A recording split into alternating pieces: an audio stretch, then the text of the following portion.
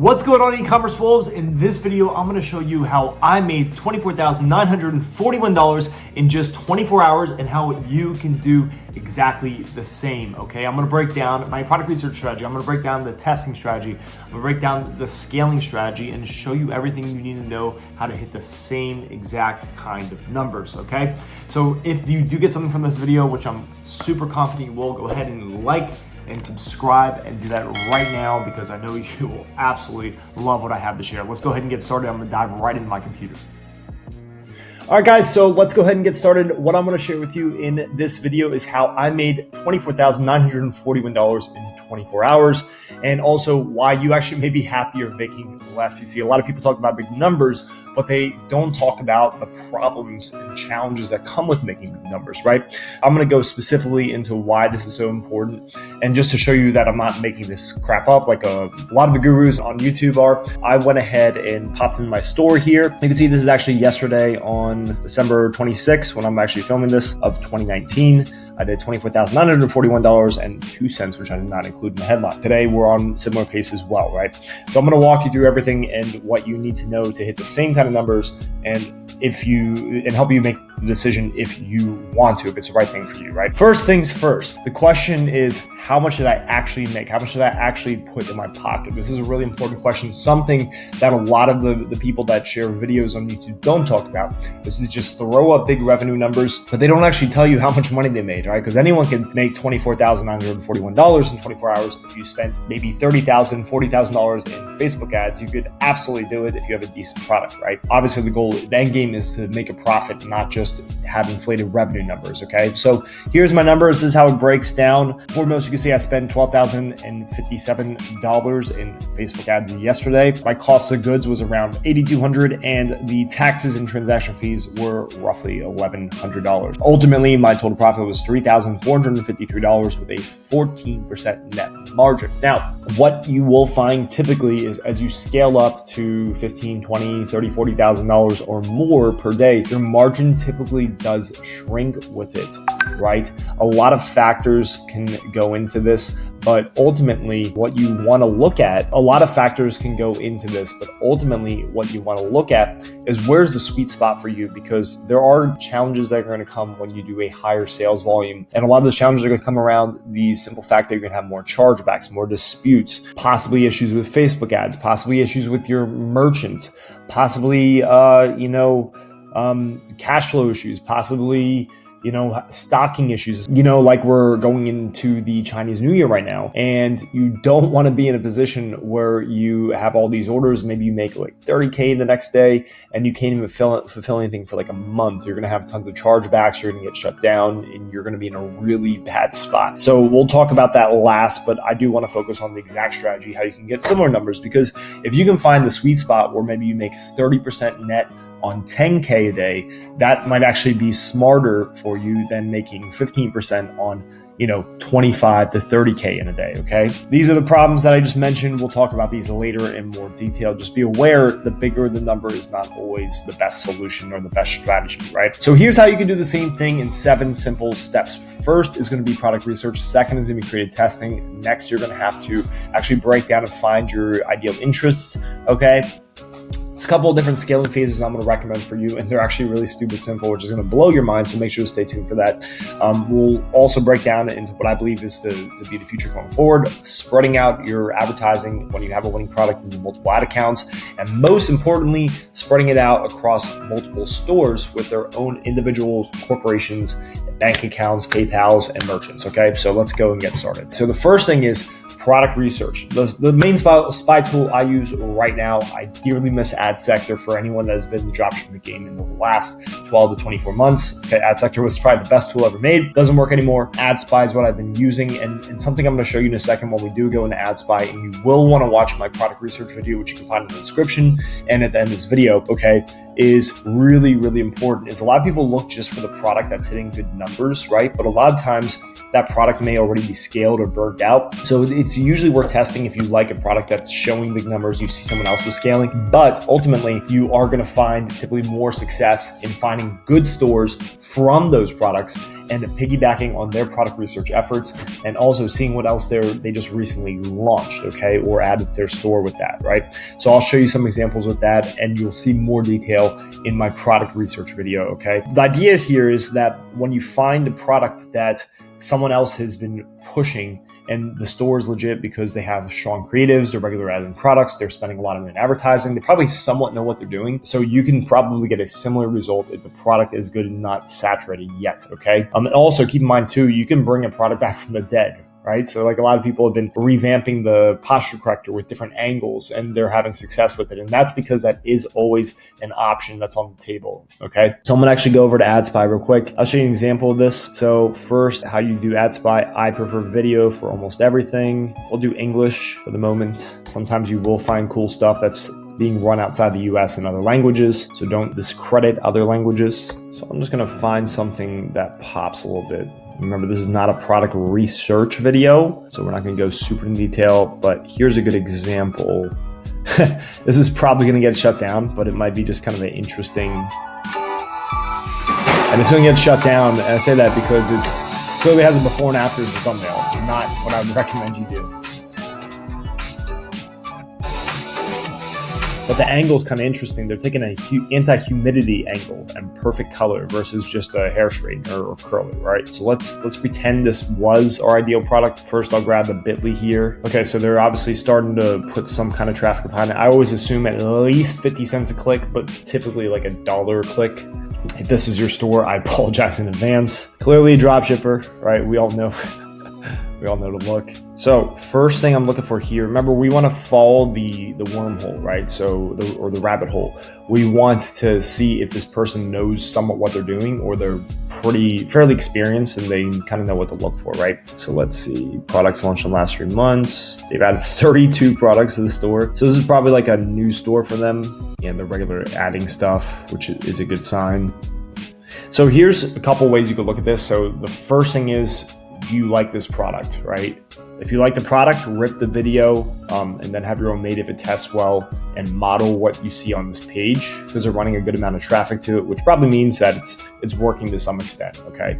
The second thing is you look at the products they have here, best-selling of all time. You could look at their last month, and then also look at things they've added. I don't know why it's not loading right now. That's the second thing you do. And third thing you're gonna do, you're gonna open up another tab. I'm going to select up here URL, punch in the URL, add the filters, and then you can actually see all of their ads here, because a lot of times like this clearly is like a new store and they probably just threw up real quick because they needed another store to run on. Well, a couple things here, you can see what else they're actually advertising. You could do that from their ads library as well, another option. Because the thing is, like in dropshipping now, with feedback scores coming super quick, even if you're doing a really good job of fulfilling, you have a great product, you have a great customer service, there's still a chance that you're going to get a penalty, which means you want to ideally be running on multiple fan pages. So if you have one page get like a bad feedback score, which we'll talk about in another video, it doesn't kill you. You just dump the page and move on to something new, right? But what you want to look for here is specifically what else they're actually running from other pages, ideally,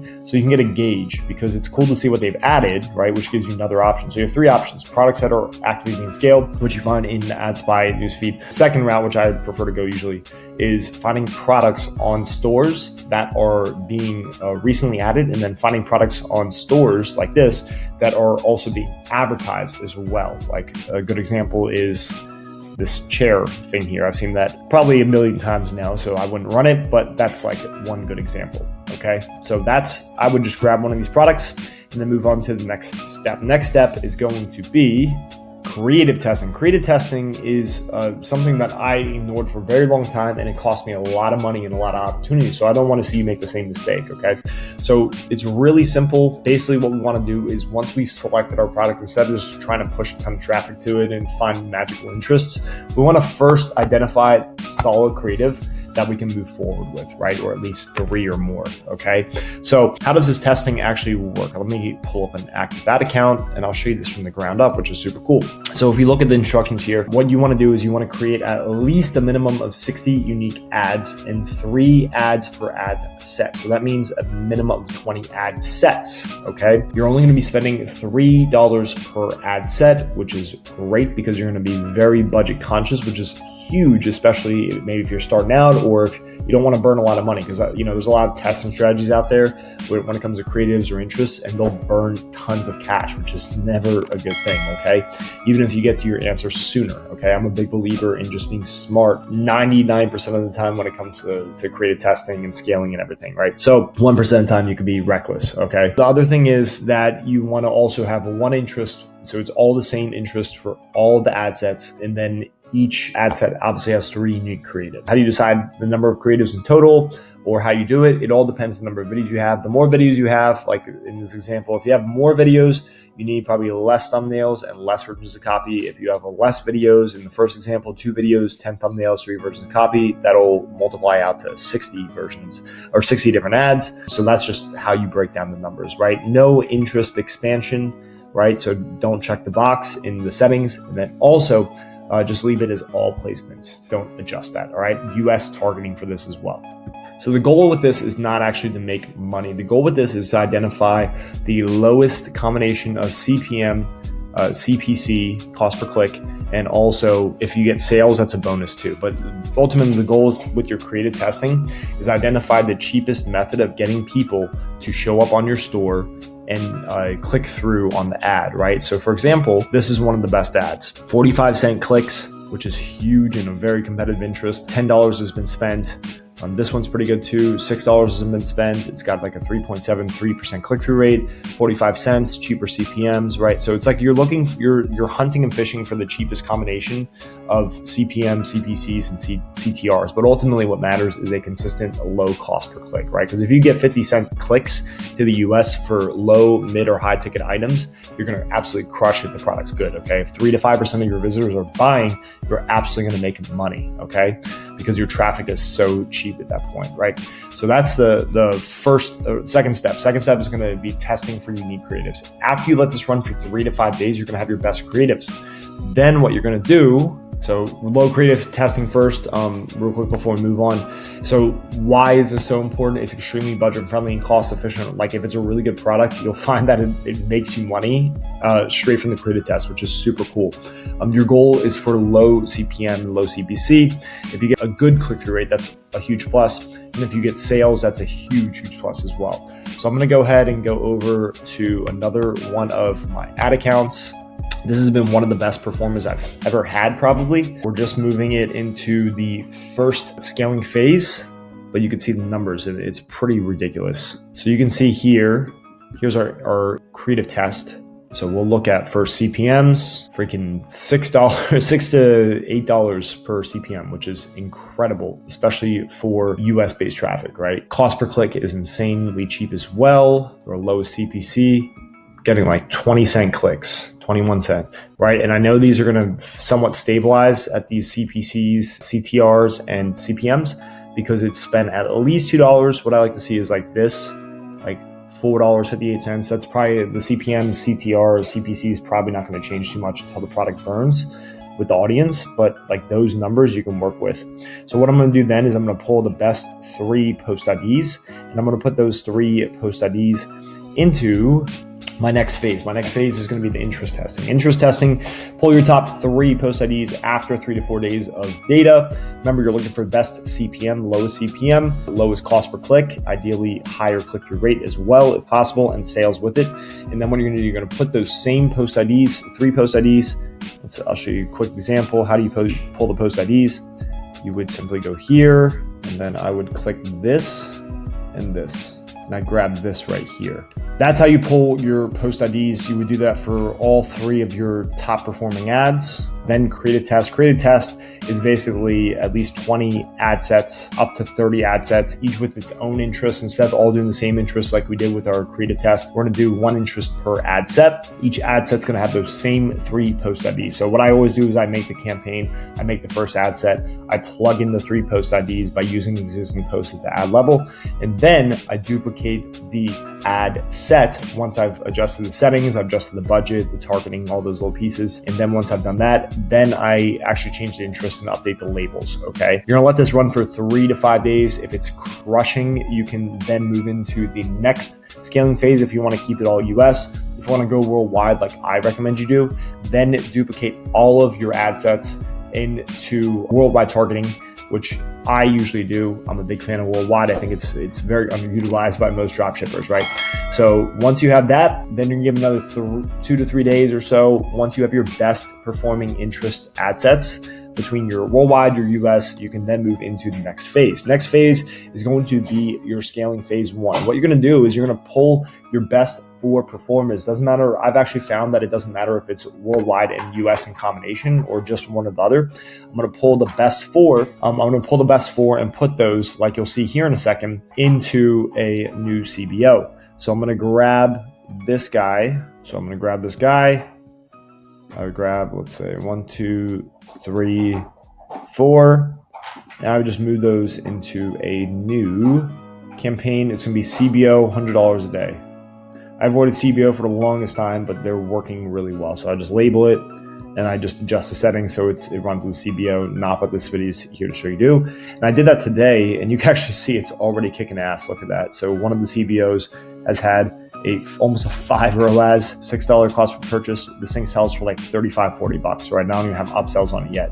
Okay, and this is US. Just wait till I move this with the worldwide worldwide interest I launched yesterday as well. So I kind of jumped the gun a little bit on this, but it's because the product looks so strong. So let it ride 3 to 5 days. Once you see this is doing really well, then we're going to move into our second phase of scaling. Second phase of scaling is pretty wild, and I absolutely love it. And I've worked with a lot of experts in the e-commerce dropshipping space, and probably half of them use this as their method for getting results because it works, right? It's not rocket science. You've probably seen posts about it in big Facebook ads groups and dropshipping groups, right? So it's called open targeting. There's 2 ways you can do it. Sometimes testing both will be good too. I usually launch each method. Method number 1 is that we do a CBO with multiple ad sets, open targeting. And then the other option is that we do daily ad sets with bigger budgets, open targeting. Okay, so I'll show you the setup for one of them. So like if I go into this one, the ad set settings are basically the same. So if I go all the way down here, it's no targeting here, no targeting here, and then you check the expanded interest, and then you also adjust to when they click. Everything else remains the same. Once again, you're using the same post IDs that you pulled already because you already validated them in your creative testing, your interest testing, okay? And just general rule of thumb, I'm not gonna go super deep into scaling strategy here, but if you do the CBO scaling, the bigger the budget, let's say you're like 500, 1,000 or more, the more ad sets you're gonna want. So like, I don't know, maybe 1 ad set per $100, right? At least 50 to $100, okay? And then if you're gonna go the daily ad set scaling method, you're obviously gonna have your 1 ad set because it's ad set level budget, right? Once again, this is not just how to scale. We'll talk about that more in another video, right? What I recommend you do, regardless of if you do one or the other or both scaling methods with dailies and CBOs, is that you do all 3 regions. This is something that a lot of people don't do, and they leave a lot of money on the table. Like the product I just pushed to about $24,941, actually a majority of the sales have come, believe it or not, from worldwide. And interesting, when you break down the worldwide data, I'm getting cheaper US purchases in the worldwide targeting than I am in the US targeting on average. US is still doing well. I still have some US campaigns that are working, but for the most part, I'm finding that the worldwide targeting is working best, okay, and I'm most profitable, right? And EU has not performed, but every product's gonna be different, right? So kill rules are huge, something that I ignored for a really long time, and I wish that I had not, because I left a lot of money on the table. I wasted a lot of money. I probably missed out on a lot of winners because of this. So here are the kill rules that I'm gonna recommend you do. First is that you have a kill around break even that occurs on a daily basis. So once a day, you'll know what your break even point is or whatever it is based on your average order value, and I would let let each ad set spend up roughly to about there. Play around with it, see what the sweet spot is for you. Every product's gonna be a little bit different, okay? Second kill rule is that if the cost per purchase goes too high, past your target cost per purchase, and your ROAS goes too low in combination today, then you want to kill the ad set and turn it off, okay? You want to turn it on if the cost per purchase drops below and your ROAS is above the target, okay? A daily basis, right? The next is that you want to turn it off at midnight and turn it on at 5 a.m. Eastern. That's if you're doing US only, and it is for the US only ad sets, okay? For worldwide in EU, what I recommend you do is you just let it run, but then you turn the ad sets on at midnight on a daily basis, Eastern Standard Time, okay? These kill rules will keep your ads, your campaigns running profitably for the most part.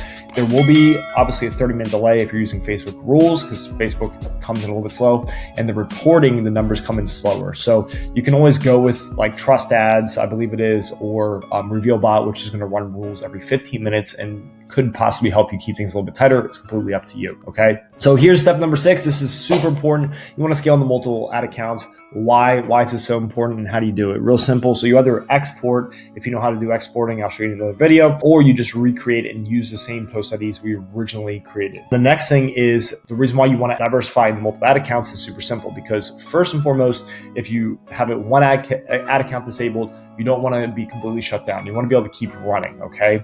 And also, I find if you push it to the limit, you're going to be more on Facebook's radar. If like you're scaling hard in one ad account, you could go into manual review more frequently, or just more, it just may happen, right? Whereas if you're only spending like 2 to 3K per ad account, there's a good chance that you might just fly under the radar, which is awesome, okay? So also scaling beyond one ad account spend limit is huge too. So as you try to push the bigger numbers, right, like I did, you're not gonna be able to do that with one ad account unless for some reason you got that ad account up to like $15,000 a day daily spending limit, right? So you want the request for Facebook to raise your spending limit, which may or may not happen. And if you lose that account, it's not going to matter anyway. So every ad account starts with a set 5K daily spending limit. So I recommend you just spread out into multiple ad accounts to diversify as well, okay? Here's the next thing. This is something huge I've been doing more of. You want to diversify into multiple stores with their own business entity on each store, and then obviously own their own ad accounts attached to those stores. Why? Why is that so important? Well, it's very simple. First and foremost, you want to ride under the radar like we talked about with Facebook already, okay? And if you use a different business page for the second store for the same product, if you decide to scale sideways like that, if the first store's business page runs into issues with low feedback score, you're not going to be penalized on that second score, which is awesome, okay? Second thing is that PayPal, you can have multiple PayPal. So obviously if we have one store, we can only have one PayPal account. So if you get a hold on your PayPal account, if they hold all your money or they put a rolling reserve on, which is probably going to happen at some point, I'm knock on wood, I've been lucky, I've only had a hold once, you're going to be in a tough spot, especially if you need the cash flow, right? So having multiple stores, multiple PayPals, each store obviously with their own PayPal, you can run a lower sales volume without having the risk of getting shut down or having a hold placed on you by PayPal. Same rules kind of apply for your standard credit card processing merchant. Okay. And also what's really interesting is, so if you run into issues with any of the logistical things around like Facebook, PayPal, or credit card merchant on one store, it's not going to shut you down and kill you and kick your butt on the other store. Okay. Other thing is you will attract competition as you grow as a store, as you do bigger numbers. You're going to show up on all those same exact spy tools that you're using to find your products, right? So by having your product running on multiple stores, you're going to be more under the radar with your competition as well. They're not going to see the same big numbers coming from one place. There's going to be less people jumping in on your product, okay? Why do we talk about all this extra work? I kind of hit on this already. Basically, you just want to avoid a lot of the headaches that are going to come with your merchant, with PayPal, with Facebook, right? And your competition as well. The one thing I didn't mention too is if you scale it to massive numbers, right, your margin typically shrinks. And the problem that comes with that too is that you're going to have more total number of chargebacks and disputes. If you have more chargebacks and disputes, obviously there's more money coming out of your bank account. Relatively speaking, the percentage should be about the same, right? You shouldn't necessarily go up unless you have fulfillment issues. But the problem you will run into is that you will then be placed on your merchants and PayPal's radar because of the total number of disputes in addition to the percentage, right, of chargebacks and disputes. Okay, so just something to think about. So listen, let's get you rocking. Let's get you rolling. The next video you're going to definitely want to watch. I'm going to break down how to do product research today in 2020, right, and really crush this thing, do big numbers like I'm doing, okay, and probably even bigger. The second thing is we have a really awesome Facebook community. You will want to join it. Got some really cool free resources in there as well. Go ahead and click the link you see in this video. And most importantly, make sure to like and subscribe as well, okay? Hope this helps, guys. Any comments you have, drop them in the questions below.